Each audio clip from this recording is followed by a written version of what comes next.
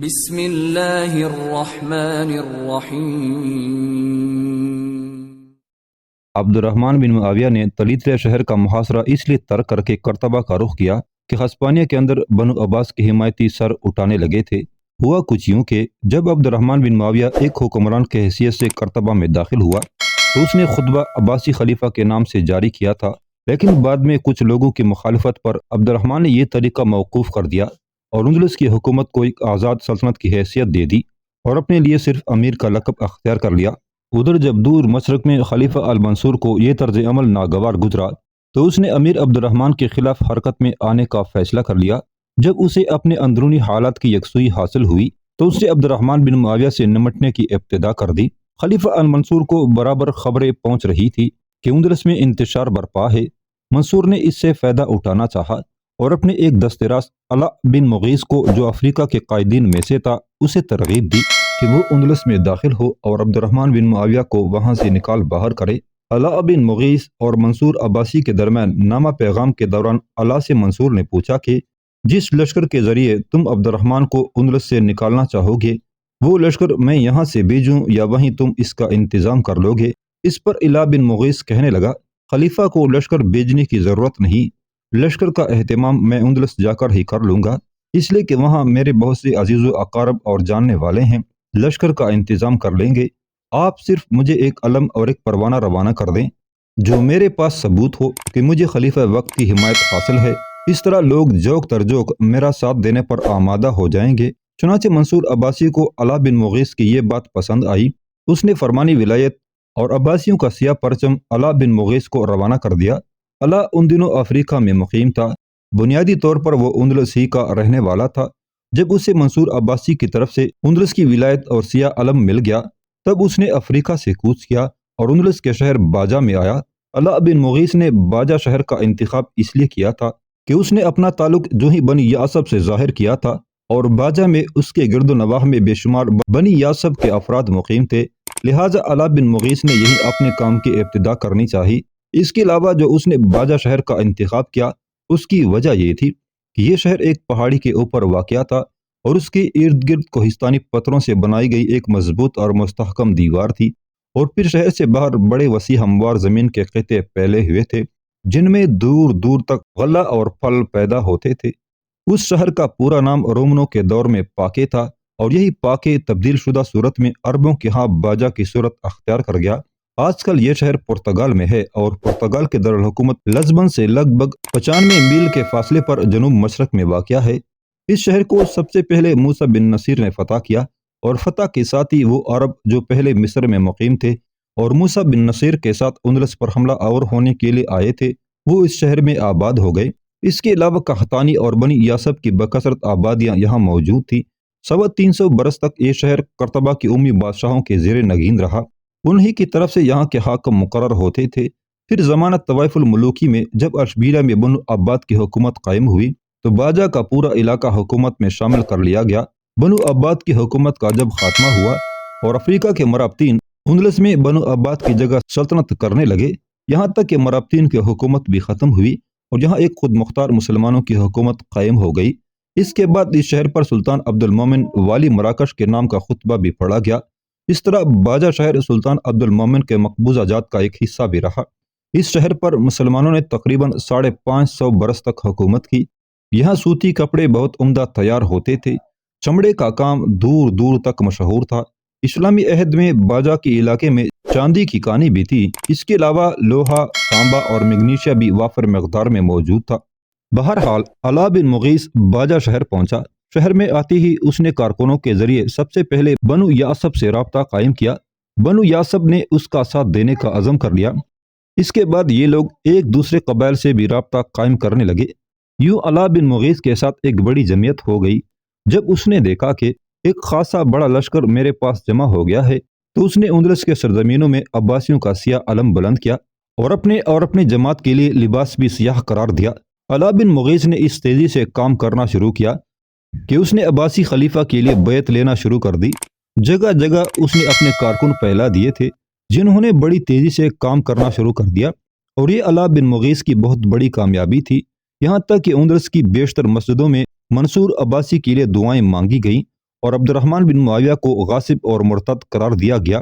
لوگ ہر طرف سے سیاہ کپڑوں میں ملبوس علا بن مغیث کے پاس جمع ہونے لگے۔ ان دنوں اندلس کی حالت ایسی خراب ہو گئی جیسے پورا اندلس ہی عبد الرحمن بن معاویہ کے خلاف اٹھ کھڑا ہوا ہو۔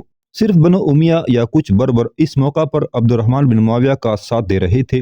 یہ دور امیر عبد الرحمن کے لیے انتہائی بے بسی، لاچارگی اور خطرے کا دور تھا۔ عبد الرحمن بن معاویہ ان دنوں ایسا بدل ہوا تھا کہ اس نے اپنے سالاروں کو قصر میں طلب نہیں کیا بلکہ مستقر میں گیا۔ بدر، یوسف بن بخت، اس کے چچا عبد الملک، اس کے بیٹوں حبیب اور محمد، تمام بن علقمہ، دیگر سالاروں کو مستقر میں ہی جمع کیا اور جو صورتحال اندلس میں نمودار ہوئی تھی اس کی تفصیل بتائی تھی۔ اس صورت میں کچھ دیر تک بحث و مباحثہ ہوتا رہا، پھر اپنے سارے ساتھیوں سے مشورہ کرنے کے بعد یوسف بن بخت عبد الرحمن بن معاویہ کو مخاطب کر کے کہنے لگا، امیر، جو تفصیل آپ نے بتائی ہے اس سے ظاہر ہوتا ہے کہ اشبیلے میں ہمارا والی قطن بھی علا بن مغیث کا طرفدار ہو گیا ہے۔ جیسا کہ آپ نے بتایا ہے کہ اشبیلے میں جوک در جوک لوگ مسلح ہو کر باجہ شہر میں علا بن مغیث کا رخ کر رہے ہیں، ایسا اشبیلے کے والی کے تعاون کے بغیر ممکن ہی نہیں۔ یہاں تک کہنے کے بعد یوسف بن بخت رکا۔ اس کے بعد اپنی بات کو آگے بڑھاتے ہوئے وہ کہہ رہا تھا، امیر، میں مانتا ہوں علا بن مغیث ایک خاصی بڑی طاقت حاصل کر چکا ہے، اس کے پاس اتنا بڑا لشکر جمع ہو چکا ہے جتنا ہمارے پاس بھی نہیں، لیکن اس سلسلے میں فکر مند ہونے کی ضرورت نہیں۔ میرے خداوند نے چاہا تو غالب ہم ہی رہیں گے۔ اس وقت جو ہم نے سب سے پہلا قدم اٹھانا ہے وہ یہ کہ اپنے لشکر کے ساتھ اشبیلیہ کی طرف کوچ کریں۔ ہمارے ایسا کرنے سے اگر اشبیلیہ کا والی امیہ بن قطن اطاعت اور فرمانبرداری پر آمادہ ہو جائے تو اسے کچھ نہ کہا جائے، اگر وہ ہمارا ساتھ دیتا ہے تو ہماری طاقت اور قوت میں اضافہ ہوگا، بلکہ کوشش کرنی چاہیے کہ اسے اپنے ساتھ ملایا جائے، اس طرح اس کی حمایتی بھی ہمارا ساتھ دیں گے تو علا بن مغیث کے مقابلے میں ہمیں کچھ تقویت حاصل ہوگی۔ یوسف بن بخت جب خاموش ہوا تب عبد الرحمن بن معاویہ بول اٹھا، تمہارے خیال میں جب ہم لشکر لے کر اشبیلیہ کی طرف کوچ کریں تو کرتبہ میں کسی کو رکھا جائے؟ یوسف بن بخت نے کچھ سوچا پھر کہنے لگا، حالات ایسے ہیں کہ آپ کے علاوہ سارے سالاروں کو لشکر میں شامل رہنا ہوگا اور اشبیلیہ کا رخ کرنا ہوگا۔ اس موقع پر میں آپ کو مشورہ دوں گا کہ آپ اپنے پیچھے اپنے بڑے بیٹے سلیمان کو رکھیں، وہ سلطنت کا نظم و نسق چلانے کی اہلیت اور قابلیت رکھتا ہے، اور ہم آج ہی اشبیلیہ کی طرف کوچ کر جائیں۔ یوسف بن بخت کی اس تجویز کو امیر عبد الرحمن بن معاویہ نے آخری فیصلہ سمجھا۔ اپنی لشکر کو وہ لے کر اشبیلیہ کی طرف کوچ کر گیا اور اپنے پیچھے قرطبہ کا نظم و نسق سنبھالنے کے لیے اپنے بڑے بیٹے سلیمان کو مقرر کر گیا۔ اشبیلیہ پہنچ کر عبد الرحمن نے شہر کے باہر اپنے لشکر کے ساتھ پڑاؤ کیا۔ جس وقت لشکری خیمے نصب کر رہے تھے، یوسف بن بخت، تمام بن علقمہ اور بدر عبد الرحمن کے پاس آئے۔ اس موقع پر یوسف بن بخت نے عبد الرحمن کو مخاطب کیا، امیر، اس موقع پر میں آپ کو ایک اور مشورہ دوں گا۔ مجھے خبر ملی ہے کہ اشبیلیہ میں ہمارا حاکم امیہ بن قطن آپ کی خدمت میں حاضر ہو کر اپنی فرمان برداری اور اطاعت کا اظہار کرے گا۔ امیر، اگر وہ آپ کی خدمت میں آتا ہے تو آپ اس کا بہترین استقبال کریں، پرتپاک انداز میں اس سے ملیں، اسے شک تک نہ ہونے دیں کہ ہم اس سے متعلق مشکوک ہیں۔ امیر، اس سے متعلق ہمیں ابھی کوئی ٹھوس ثبوت بھی نہیں ملے۔ ہمارا لشکر ہے کہ وہ علا بن مغیث کے ساتھ ملا ہوا نہیں ہے، ہو سکتا ہے جو لوگ اشبیلیہ سے نکل کر علا بن مغیث کی طرف گئے ہوں انہیں کسی احتیاط کے تحت اس نے نہ روکا ہو۔ یوسف بن بخت کو رک جانا پڑا، اس لیے کہ اس کی بات کاٹتے ہوئے کسی قدر ہلکے سے تبسم میں عبد الرحمن بن معاویہ کہنے لگا، ابن بخت، میرے بیٹے، تم جو کچھ کہہ رہے ہو میں ایسا ہی کروں گا، اس لیے کہ ہماری بہتری اسی میں ہے۔ یہاں تک کہتے کہتے عبد الرحمن بن معاویہ کو رک جانا پڑا، اس لیے کہ عین اسی لمحے اشبیلیہ کا حاکم امیہ بن قطن اپنے چند مسلح ساتھیوں کے ساتھ وہاں آیا۔ امیر عبد الرحمن سے اطاعت اور فرمان برداری کا اظہار کیا۔ بہترین انداز میں وہ امیر عبد الرحمن سے ملا۔ عبد الرحمن نے بھی اس کا عمدہ استقبال کیا۔ سب ایک دوسرے سے گلے ملے۔ اس موقع پر شاید اپنی عرض پیش کرنے کے لیے ابن قطن عبد الرحمن بن معاویہ کو مخاطب کر کے کہنے لگا، امیر، لوگ اشبیلیہ سے نکل کر علا بن مغیث کا ساتھ دینے کے لیے باجہ کی طرف گئے ہیں۔ امیر، آپ کو بھی یہ خبر مل چکی ہوگی اور میں سمجھتا ہوں آپ اس سلسلے میں میری طرف سے بدگمانی کا شکار بھی ہوں گے، اور ہونا چاہیے بھی۔ امیر، وہ لوگ ایسے تھے جن کو میں نے روکنا پسند نہیں کیا، اگر میں ایسا کرتا تو وہ اشبیلیہ کے اندر بھی بغاوت کڑی کر دیتے اور اشبیلیہ کے حالات انتہا درجے کے خراب ہو جاتے۔ امیر، یہاں ابو الصبا کے قتل کی خبر پہنچ چکی ہے۔ یمنی قبائل زیادہ تر شہر سے نکل کر علا بن مغیث کی طرف گئے ہیں، اور اگر قبائل کو میں روکتا تو اشبیلیہ ہی نہیں، اس کے گرد و نواح میں جس قدر یمنی قبائل بیٹھے ہوئے ہیں وہ بھی اٹھ کھڑے ہوتے اور اشبیلیہ پر قبضہ کر کے یا تو مجھے قتل کر دیتے یا نکال باہر کر دیتے۔ امیہ بن قطن کے ان الفاظ پر عبد الرحمن بن معاویہ کا ذہن کسی قدر صاف ہو گیا تھا۔ اس کی پیٹھ تپ تپائی، پھر کہنے لگا، ابن قطن، ان لوگوں کو نہ روک کر تم نے دانشمندی کا ثبوت دیا ہے۔ میں تمہاری طرف سے بدگمان نہیں ہوں، تمہیں اس سلسلے میں فکرمند ہونے کی ضرورت نہیں ہے۔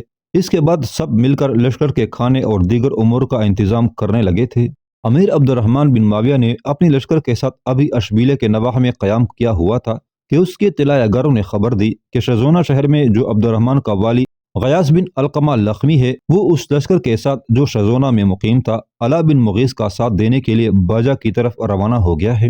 یہ صورتحال عبد الرحمن بن معاویہ کے لیے بڑی مایوس کن تھی، اس لیے کہ شہر میں اس کے خلاف بغاوتیں اٹھ کھڑی ہوئی تھی جو علا بن مغیث کا ساتھ دینے پر آمادہ ہو گئے۔ عبد الرحمن کو اپنی سرزمینوں میں اجنبی قرار دے رہے تھے۔ ایسے میں عبد الرحمن بن معاویہ نے بدر کو بلایا۔ یوسف بن بخت اور تمام بن علقمہ اس کے ساتھ تھے۔ اس موقع پر بدر کو مخاطب کرتے ہوئے عبد الرحمن بن معاویہ کہنے لگا، بدر، میں تمہیں ایک انتہائی اہم کام سونپتا ہوں۔ شیزونہ کا حاکم غیاث بن علقمہ لخمی تمہارا جاننے والا ہے، اس لیے کہ تمہارے ساتھ وہ چند ہفتے رہا ہے۔ طلایہ گر جو خبریں لے کر آئے ہیں ان کے مطابق ابن علقمہ اپنے لشکر کے ساتھ علا بن مغیث کا ساتھ دینے کے لیے شیزونہ سے کوچ کر چکا ہے۔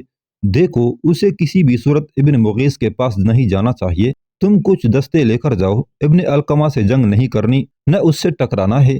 اس سے بات کرو، اسے سمجھاؤ کہ ان حالات میں ابن مغیث کا ساتھ نہ دے، واپس شیزونہ چلا جائے۔ عنقریب یہ ساری بغاوتیں فروغ ہو جائیں، اسے آرام اور پیار سے سمجھانا۔ جب بغاوتیں ختم ہو جائیں گی تو یہ سوچو تمہاری کیا حالت ہوگی۔ میں جانتا ہوں وہ غداری کرنے والا نہیں ہے، مخلص، جانثار، بہادر اور شجاع بھی ہے، لیکن وہ کسی کے بہکاوے میں ضرور آیا ہے۔ لہٰذا تم جاؤ، اسے راستے میں روکو، اسے سمجھاؤ اور اسے آمادہ کرو کہ وہ لشکر لے کر واپس شیزونہ چلا جائے۔ یہاں تک کہنے کے بعد عبد الرحمن رکا، پھر کہنے لگا، میں ابھی تھوڑی دیر تک بڑے تیز رفتار مخبر اور طلایہ گر باجہ کی طرف روانہ کر رہا ہوں، اور ابن مغیث اور اس کے لشکریوں کی نقل و حرکت سے متعلق ہمیں آگاہ کرتے رہیں گے۔ بدر، وقت بہت کم ہے، تم چند دستوں کو لے کر یہاں سے کوچ کر جاؤ۔ یوسف بن بخت اور تمام بن علقمہ تمہارے ساتھ جاتے ہیں اور کچھ دستوں کو تمہارے ساتھ روانہ کر دیتے ہیں۔ اس کے ساتھ ہی وہ تینوں وہاں سے ہٹ گئے تھے۔ عبد الرحمن بن معاویہ کے کہنے پر بدر چند دستوں کے ساتھ بڑی تیزی سے حرکت میں آیا۔ اس نے مختصر راستوں کے ذریعے سفر کیا اور ایک جگہ ابن علقمہ کو جا لیا۔ ابن علقمہ جان گیا کہ سامنے کی طرف سے بدر آ رہا ہے، لہٰذا اس نے اپنے لشکر کو روک دیا۔ بدر نے بھی اپنے دستوں کو روکا، دونوں ایک دوسرے کی طرف بڑھے۔ اس موقع پر ابن علقمہ نے بدر کو مخاطب کیا، میرے عزیز، یہ بتاؤ کہ تم کدھر سے آئے ہو؟ بدر کے لبوں پر ہلکی سی مسکراہٹ نمودار ہوئی، اسے مخاطب کر کے کہنے لگا، پہلے یہ تو بتاؤ تم کدھر جا رہے ہو؟ ابن علقمہ کے چہرے پر ہلکا سا تبسم نمودار ہوا، کہنے لگا، تم جانتے ہو کہ میں کدھر کا رخ کر رہا ہوں، اس لیے تو تم میری طرف آئے ہو۔ اس پر بدر سنجیدہ ہو گیا اور کہنے لگا، خدا کی قسم، تمہارا کہنا درست ہے۔ دیکھو، میں تمہیں دوست ہی نہیں بائی خیال کرتا ہوں۔ میں جانتا ہوں اس وقت جگہ جگہ امیر عبد الرحمن کے خلاف بغاوتیں اٹھ کھڑی ہوئی ہیں، لیکن یاد رکھنا یہ بغاوتیں بہت جلد ختم ہو جائیں گی۔ تم اپنے لشکر کو لے کر ابن مغیث کا رخ کر رہے ہو تو میں سمجھتا ہوں یہ بڑا غلط فیصلہ ہے، تمہاری طرف سے ایک احمقانہ قدم ہے۔ دیکھو، جب ساری بغاوتیں ختم ہو جائیں گی، سرکشوں اور باغیوں کا خاتمہ کر دیا جائے گا، تو پھر یہ سوچو امیر عبد الرحمن کی نگاہ میں تمہاری کیا عزت، تمہارا کیا وقار اور وقت رہ جائے گی۔ یاد رکھنا بغاوتیں زیادہ دیر تک نہیں رہیں گی، ختم ہوں گی۔ یہ ابن مغیث جو اٹھا ہے، یوں جانو بس ہانڈی کے اندر ایک وقتی سا جوش ہے جو ٹھنڈا ہو جائے گا، ختم ہو جائے گا۔ بدر ذرا رکا، پھر کہنے لگا، اگر تم یہ خیال کرتے ہو کہ ابن مغیث کامیاب ہو جائے گا تو ایسا ہرگز نہیں ہونا۔ بدر کے خاموش ہونے پر ابن علقمہ نے کچھ سوچا، پھر کہنے لگا، ہسپانیہ میں ہر طرف یہ افواہیں اٹھی ہیں کہ امیر عبد الرحمن کے ساتھ اس وقت کوئی بھی نہیں، سارے عرب قبائل ابن مغیث کے گرد جمع ہو گئے ہیں اور امیر عبد الرحمن کے ساتھ صرف بنو امیہ کے لوگوں کے علاوہ بربر رہ گئے ہیں۔ ابن علقمہ کے خاموش ہونے پر چھاتی تانتے ہوئے بدر کہنے لگا، بنو امیہ میں اس قدر سخت ہے کہ وہ پورے ہسپانیہ کو اپنی گرفت میں کر لیں، اور پھر تم جانتے ہو ہسپانیہ میں بے شمار بربر ہیں، جنگ کا تجربہ بھی رکھتے ہیں، تیغ زنی کا ہنر بھی جانتے ہیں۔ میں تمہیں یقین دلاتا ہوں کہ ان سرزمینوں میں ابن مغیث کے باغیانہ پن کے دن چند ہی ہیں۔ اس کا خاتمہ کر دیا جائے گا۔ لہٰذا ان حالات میں میں تمہارے دوست، تمہارے بھائی کی حیثیت سے تمہیں مخلصانہ مشورہ دوں گا کہ اپنے لشکر کو لے کر ابن مغیث کی طرف جانے کے بجائے پلٹو اور شیزونہ چلے جاؤ۔ اسی میں تمہاری عزت، تمہارا وقار رہے گا۔